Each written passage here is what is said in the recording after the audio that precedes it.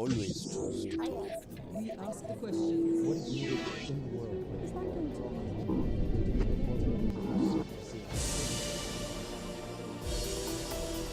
Bio je zapovjednik 5. flote američke mornarice, zadužen za sigurnost Zaljeva. U Pentagonu je postao zamjenik šefa za operacije, strategiju i planiranje. Na vrhuncu karijere imenovan je viceadmiralom američke mornarice i šefom operacija američke Centralne komande. O američkom povlačenju sa Bliskog istoka te odnosima sa Turskom i Kinom za Al Jazeeru govori viceadmiral Kevin Donegan. So, Vice Admiral Kevin Donegan, hello and welcome to the Al Jazeera channel, and thank you so much for taking the time to speak to us. Well, thank you, Harun. It's a pleasure to be here, and thanks for inviting me. I have a special place in my heart for Bosnia, having been there in 1995, both for Operation Deliberate Force and again as part of I4. Thank you. Right. Vice Admiral, allow me to begin by asking you, this summer you co-authored an article on the cost of strategic inconsistency within the Middle East and regarding President Biden's trip to Saudi Arabia. How best do you think the U.S. can assure its Middle Eastern allies of its continued support to the region, and what do you believe has spooked U.S. allies in the region to make them fear a potential withdrawal of Washington? Well, Harun, that's a great question. Let me start with the second part of that question, which is, what spooked or has the Middle East questioning the U.S.'s position in the Middle East. And to be frank, it's a series of actions that has sent a signal that the U.S. is leaving. And it's, to some, it's a very clear signal. And it started with the term pivot to Asia that appeared in U.S. strategies for multiple administrations. Fundamentally, that's the wrong message, right? The U.S. is a superpower and can absolutely do more than one thing at a time. And it can certainly focus on the Middle East while it also focuses on, and rightly focuses on, China. But also at the same time, as you know, military operations ended in the Middle East. In particular, we left Iraq. And then it was pretty much a debacle the way that we left Afghanistan and the way that war ended. And that left an impression. Of course, Saudi Arabia had their oil infrastructure attacked from Iran by drones in 2019. And in the view of the Middle East, the U.S. didn't do much in response to that. The same thing occurred when the UAE was attacked in January 2022, and the U.S. response was to send some airplanes and a destroyer that I think to some was woefully insufficient.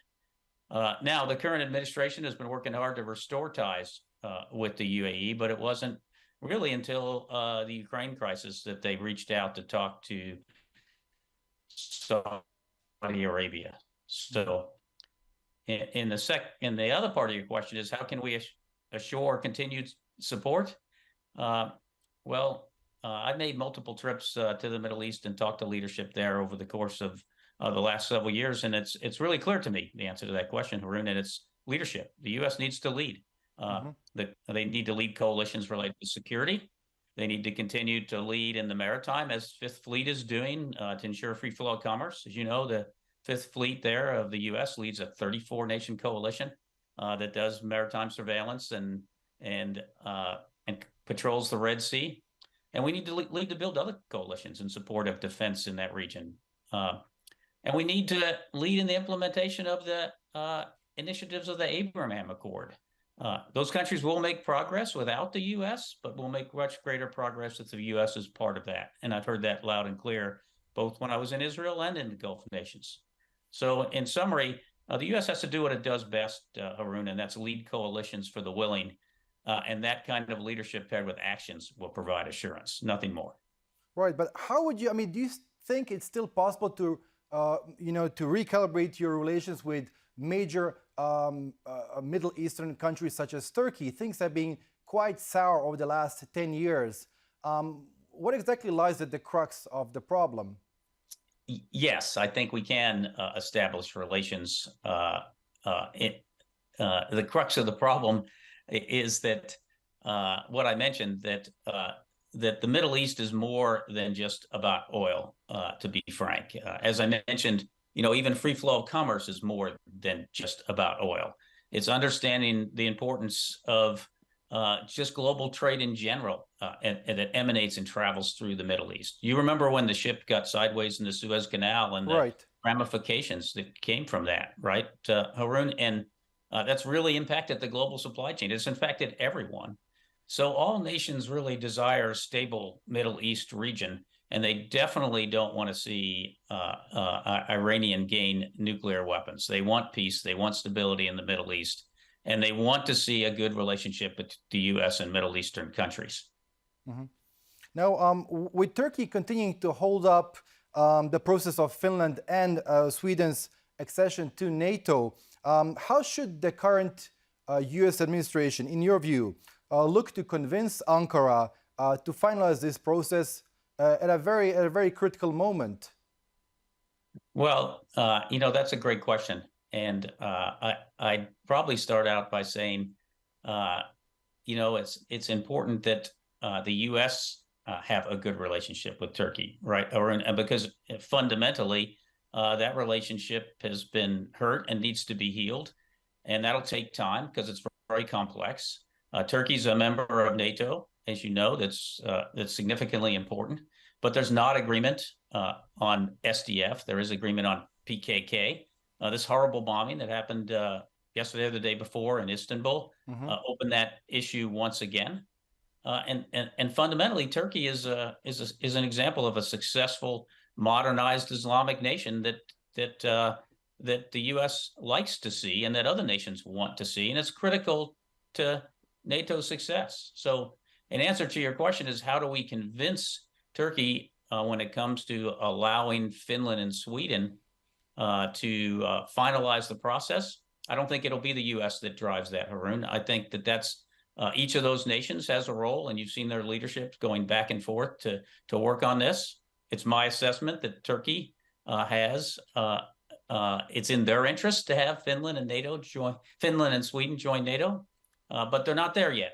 And I don't know that it's going to happen instantly. I think it's going to take some time, and we're going to have to be patient and reassuring, and then hope that we can find the path that gets to that. Mm-hmm. Now, going back briefly to the Gulf, I mean, how is the U.S. looking to enhance its, future cooperation with Gulf states? Will this necessarily involve, political, military, and economic partnerships? Well, that's a great question, Haroon, because, first you have to believe that when you ask that question about how do we enhance our future cooperation with Gulf states, it's clear from the question you asked earlier that we have harmed our relationships and lost trust with some of the Gulf nations. And you're also absolutely correct that it's about all three of those things you just talked about.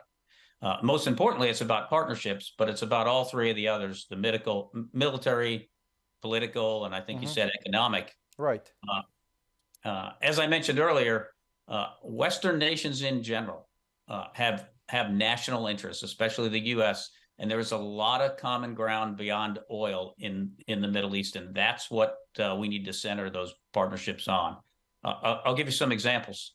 And then another key point, when we talk about Gulf nations, especially in the West, people tend to just think of the GCC as an entity. And you know better than many that the GCC is not an entity. It's individual nations, and they have some similar interests, but also many different interests. So current U.S. administration policy, though, as I've seen it, is not a lot different. It's going to be built on common ground between our Middle Eastern partners in all three of those areas. In the political, even the latest U.S. administration's policy that they put out this past year talks about those three things you mentioned. And a stable Middle East is better for the economies, not just of the region, but of the world. So I think in the end, it goes to, and we like the fact that the Middle East nations, not as an entity, but even individually, they adhere to international norms, rules, standards, and laws when it comes to everything, not just in the military side, but in terms of free trade and attracting businesses. And businesses have been moving to the Middle East for some time. And in addition, in terms of the military and security cooperation side, we're all worried about a resurgence of ISIS or resurgence of another terrorist group. The Western nations have seen this loud and clear when ISIS and the impacts and direct attacks that happened in the European continent. So they don't want that again. And as I said, they don't want to destabilizing Iran, because that nuclear issue has to get resolved in some way, because it's hanging over everyone's head, and it far extends from the region to the rest of the world. But right, it is about partnerships and trust, Arun. It is really about that. Right, but I mean, speaking of Iran, with Gulf states, normalizing relations with Israel, Iran will naturally be further isolated. My question to you is that are isolated states necessarily dangerous states? Yes, so that's a great question, Arun, because what you're really getting to is if we isolate Iran, would that make them become more likely to do the same question was asked about Russia. Will further isolation of President Putin make him more dangerous? Yes, so in Iran, I don't see it that way, Arun. The way that I really see it is if Iran looks out the window and what they see every day is more coalitions that are aligned for the common good and not aligned with where they're going with their malign activities, that I think it will give them pause before they take action. So I see the things like the Abraham Accords in a very positive way. I see it as historic, but I see it as formalizing relationships that were going on anyway. It hasn't solved the Palestinian issue. That has to get resolved, of course. But in the meantime, if Iran sees a united front, I think it's for the benefit and serves as a deterrent. When Qatar was having the rift with the other Gulf nations, I think that played into the hands of Iran. And now that those nations have resolved that rift, I think that's serving more as a deterrent. And when you start to bring in Israel into the equation, I think it does the same thing. So I don't see it as dangerous. I see it as a powerful deterrent, but it goes to how we, how we then enact that as we go forward, how we ensure that it doesn't become dangerous or destabilizing, but that these partnerships and these coalitions are for the good. Right. Now, moving on to Ukraine. Do you believe that international public support for Ukraine is waning these days, or is it at risk of declining, over the coming couple of months? And do you believe that such a decline will lead to a weakening of international support, political and military, for Kiev? Well, hey, Harun, when you think about it, right, that's exactly what Putin believes, right? He believes he's the strongest leader. He believes that Western leaders don't have the stamina for a protracted conflict.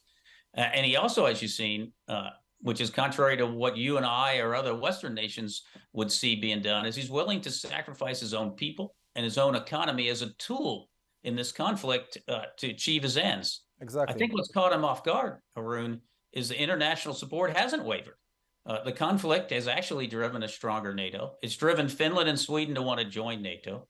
It's changed the trajectory related to military defense spending in Germany. It's made European nations find and establish alternate sources for energy, right? We're seeing that. And fundamentally, I don't see it wavering. But we all want an off-ramp, right? But Putin sees negotiations as a weakness in the West, to be honest. And instead of seeking off-ramps, he's becoming more brutal. Arun, he's becoming more direct in his attack on civilians. And we're seeing that Ukraine, though, has surprised him because of the backing that it's gotten from Western nations, the success it's having in driving back Russians. It's stoking confidence not just in Ukraine, but it's in the Western nations that their resolve now, I think, is becoming tougher, even though they're going to face a very, very tough winter and quality of life issues here now as it starts to get cold and energy's in short supply. That was exactly my next question. I mean, why is the U.S. So strongly supporting Ukraine in the first place? I mean, a country which has, we can call it a traditional U.S. ally, definitely. It's not a U.S. A NATO member state either. I mean, when Georgia was attacked by Russia back in 2008, there wasn't such a forceful U.S. reaction or support. So do you view this as essentially a proxy war between the United States and Russia? Well, I don't support that second part of that question, but the Right. first part, I absolutely do, Haroon. Well, you mentioned Georgia, but I mean, we can go back and look at Putin's behavior elsewhere, right? In Chechnya, when he first took over back in 1999, he restarted that war, right? And then went in there and ravaged Chechnya until he had, a Russian victory. In 24, and by the way, the world did nothing. In 2014, when he annexed Crimea, the world did nothing. In Syria, when 64 nations were fighting ISIS, Russia chose not to fight ISIS, but to join with Assad and support his regime, march up to Aleppo, doing the same type tactics he's doing now in the Ukraine, bombing civilians, bombing humanitarian centers.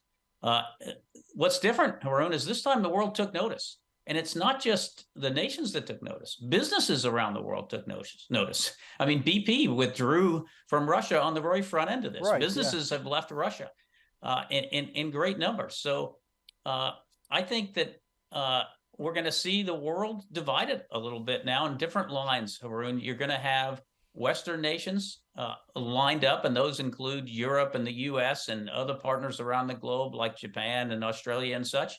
And you're going to see those aligned with Russia, and it's a small group. It's China, it's Iran, it's North Korea. It's the group that no one should be in. But there's still some non-aligned nations out there, Haroon, and large non-aligned nations that have to make a choice here going forward on where they sit. And I think that's, in the end, the sovereign rights of nations to exist, need to be protected. And I think we're seeing this resolve in the U.S. And so why did it happen this time? I don't really know the answer, other than I think it was the right thing, and I think it probably should have happened sooner in some of these other other areas that you mentioned, from Georgia to the Crimea to Chechnya. Right. And do you currently see a potential, diplomatic route to end Russia's invasion of Ukraine, or would you agree with, people such as Henry Kissinger, that who has claimed that Ukraine should cede some parts of its territory in order to appease Russia and to allow Moscow to have a face-saving exit from the war? Well, if there's one thing I learned in 38 years in service and studying foreign policy and international relations, is there's few people smarter than Dr. Kissinger, and I'm not one of those. Okay. But that said, Dr. Kissinger made that statement back in May, and what he said back in May was that had to, that he basically said that we should return more to the status quo. And he said, and we needed to do it right away in the next month or two. And that was 6 months ago, and it hasn't happened. And a lot has changed since then, since that time. And in my opinion, Putin wants to restore the former prominence of this former Russian Empire. He sees peace talks as a sign of weakness. He still believes he's the strongest leader, like we just talked about. And he doesn't think the West has the stamina. And to be frank, we can't, and the Western side can't expect that somebody else is going to step up in Russia and oust Putin. He's eliminated any opposition in the country. And you and others know that he's also eliminated opposition via poison and other methods outside the country. He sees winter coming, and he has this history of Chechnya, Crimea, and Syria behind him, and he thinks the West doesn't have the resolve. I do think the West has the resolve, but we'll see. And if Putin changes his mind, I think Dr. Kissinger is the exact right person to consult on the best path once he changes his mind. All right. Recent U.S. administrations have, oriented the U.S. mostly militarily away from, historically key strategic zones of interest, such as Western Europe and the Middle East and North Africa region, more towards Asia and the Pacific. We remember Hillary Clinton's famous, pivot to Asia talk. Do you see this? Do you foresee this trend as continuing in the near future? Well, I think not if you look at CENTCOM's recent mandate. So, as you know, from the military side, CENTCOM's role in the region was different because there were ongoing conflicts, and now some of those have stopped.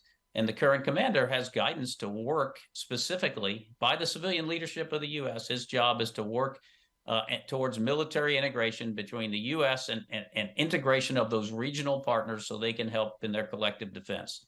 This is a new mission for CENTCOM, but no organization is better equipped to do it. So yes, in terms of commitment of resources beyond from what we saw before, yes, there's going to be less resources from the U.S. in terms of military equipment and presence in the region. But no, in terms of commitment, I think the U.S. is going to be firm on its commitment to the Middle East. And economically, I see historic opportunity, Haroon.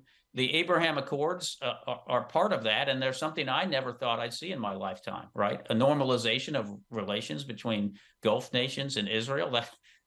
That was a stretch goal for many leaders of the world, and we're seeing the partnering of Gulf nations and if you think about Israeli technology and Gulf and Gulf investments in things like AI, I think the sky's the limit. So there's a lot of tremendous opportunity, both economically and from a military standpoint. But I see the military standpoint as building coalitions and partnerships that enhance regional security and defense.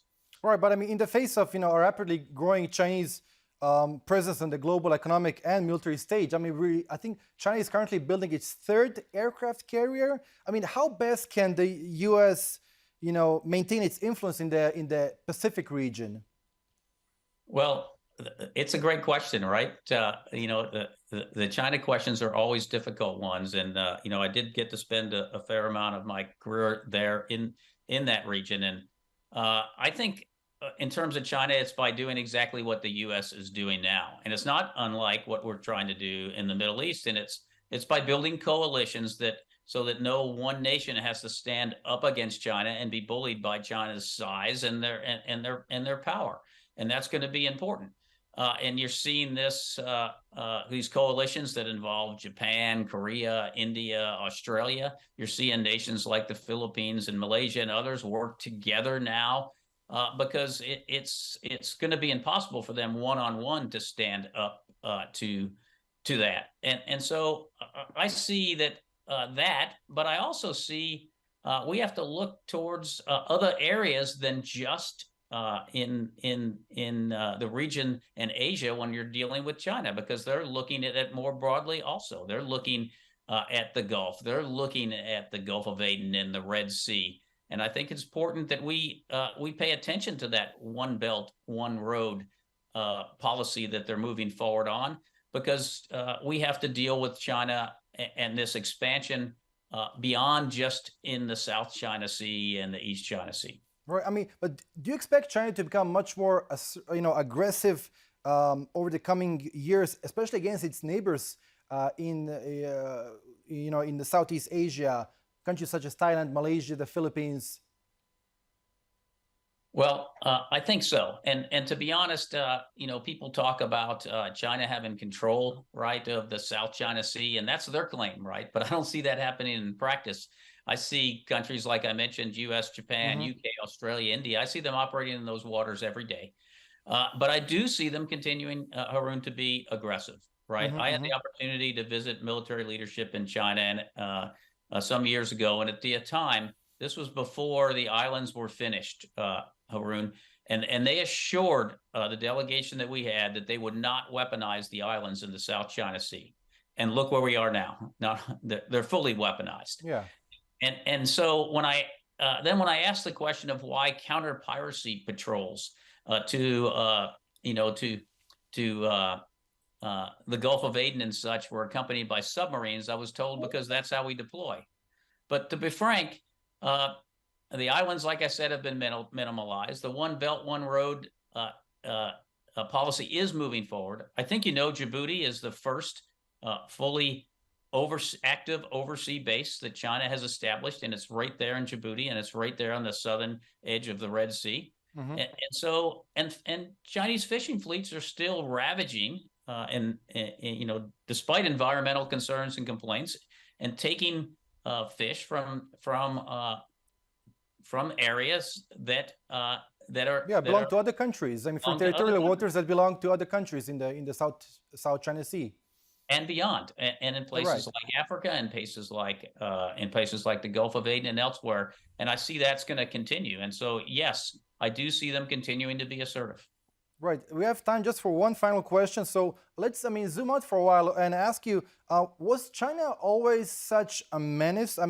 Was this the case during the Cold War as well, or were the Soviets being seen by the U.S. as the primary, red menace?